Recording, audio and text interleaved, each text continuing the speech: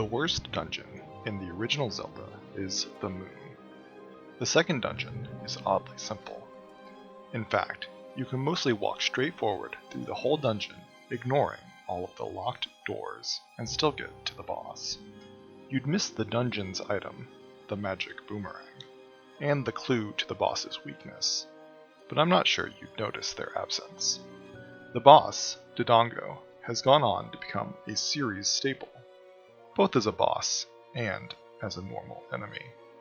Their weakness to bombs is also the first instance of a boss being weak only to a specific item, even though it's not the signature item of the dungeon.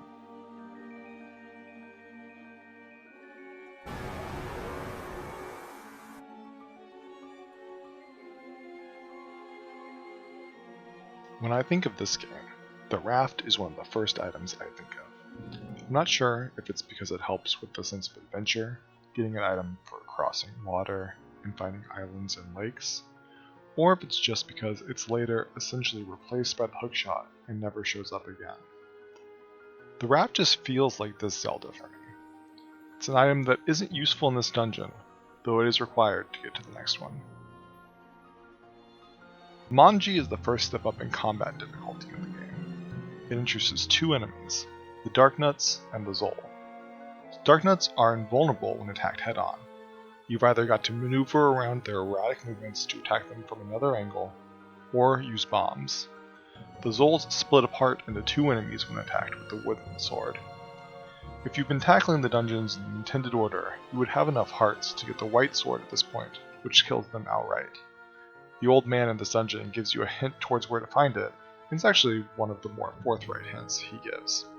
The boss, Manhandla, feels like a precursor to the Deku Babas. I can see why the name Manhandla didn't stick around. It's simple enough to take down with a well-placed bomb.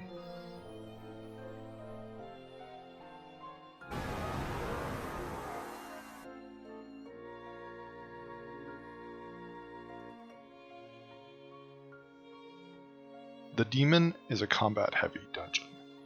The enemy placement here seems to be based more on how many sprites the NES can display on screen at once than anything else. It's also one of the hardest dungeons to find, as you have to play the flute from the 5th dungeon at an empty fairy fountain to reveal the entrance. The 7th dungeon also has the infamous Hungry Goria, which requires you to interpret his grumble grumble as leave the dungeon and buy me food, before you can get to the second half. Aquamentus is a repeat boss from a previous dungeon. He doesn't even have any updates.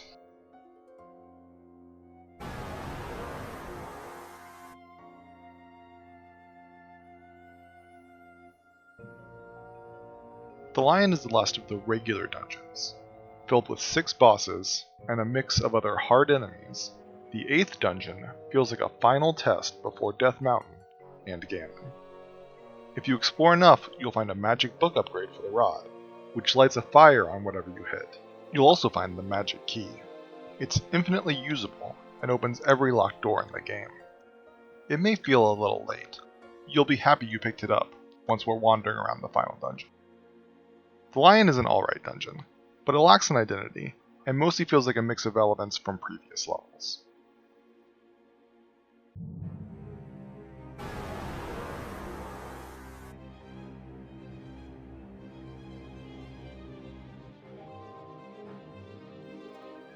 The Dragon is another combat-heavy dungeon.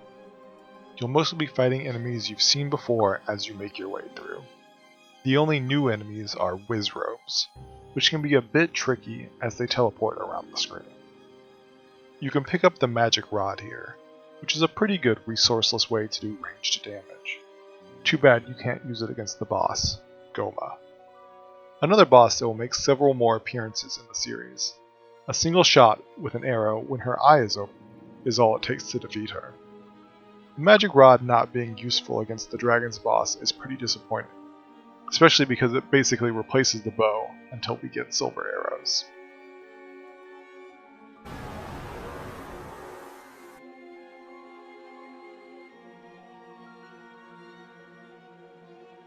Death Mountain is a beast compared to previous dungeons.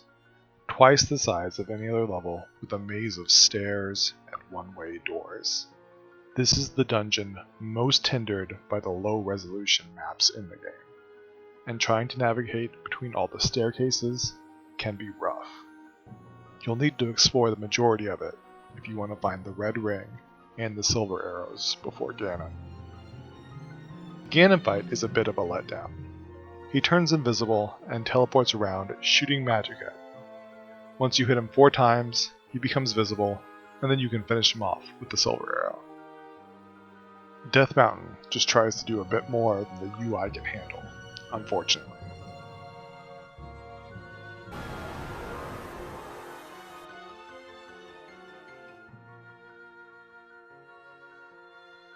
The first Zelda Dungeon does a good job of teaching you what to expect from a dungeon.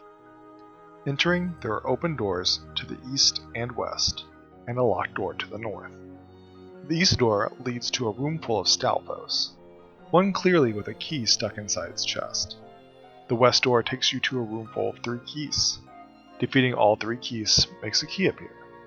These are immediate lessons that killing enemies gets you rewards, which is an important solution to puzzles throughout the dungeons of the game.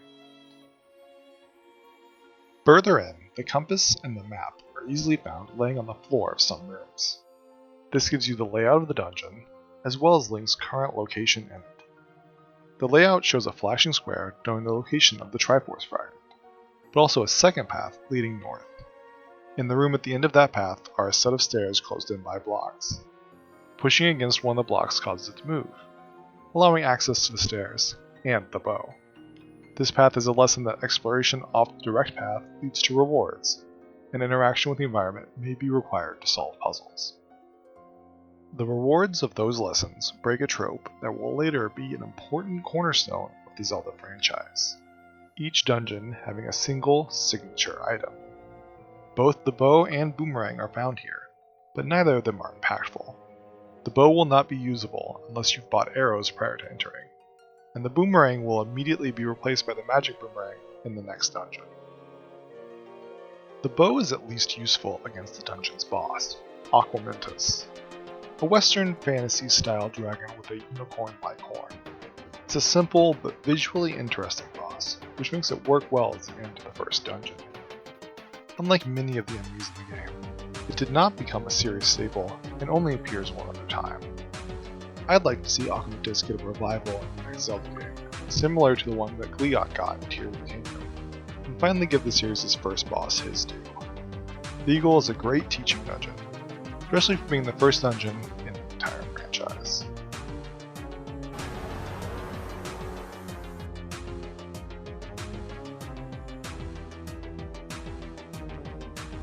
The fourth dungeon is the first time we see a dungeon with a prerequisite. We must sail across the water using the third dungeon's raft to reach the snake. Here we find dark rooms for the first time. They don't matter much as long as you picked up a candle from the shop. Fires are 4-eyed blue demons that I'm surprised haven't shown up in most other games. They've got a unique visual design and turn into 2 keys when killed. Like-likes are a nuisance from the introduction, eating your magic shield if you bought one. We find the stepladder here, an item I've always thought was more annoying than useful. You can accidentally step out into the water in multiple rooms in this dungeon, potentially allowing an enemy to block you in. This is also the first dungeon with a hidden room not on the map. Though if you've learned about bombable walls, you may guess it's there, as it's the first empty space we've seen surrounded by 4 rooms. If you find it, you can skip past a few of the harder rooms of this dungeon. Gleeok is the boss. You must dodge its writhing necks and fireballs, while getting attacks on its 2 heads. It's the first boss in the game that really feels like a fight instead of a one-sided stomp. The snake has a good layout, feels appropriately challenging, and Gleeok is the best boss in the game. The item is the only disappointment for this dungeon.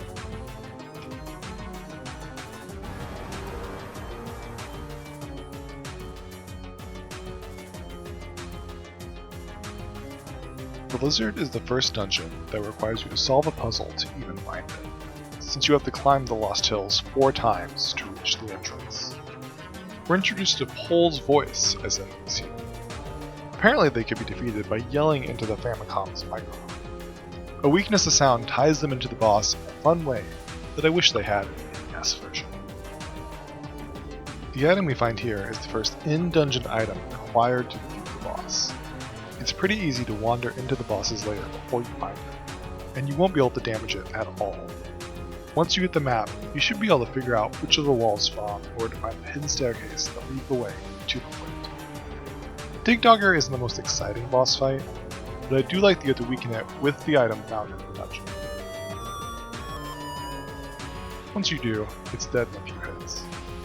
This dungeon is the one that really puts everything together. In the Lizard, you really have to search and explore the dungeon in order to beat the boss. There's a solid theme compared to the other dungeons, and the item you find here is useful in the game. A lot more of the key concepts that I consider important to a Zelda dungeon are present in this game than I remember. They aren't consistently used in every dungeon though. The levels also don't do much to differentiate themselves, so towards the end you start to get the feeling you've seen everything before. By the time you get to Death Mountain, the game is just layering more enemies and more dead ends and walls we need to bomb to increase the difficulty, instead of having new ways to challenge the player. But the ideas are there. The Lizard especially feels like it could be a dungeon in a later game in the series, most of them have changed. However, dungeons like the Manji really don't have any of the key features that make a Zelda dungeon great.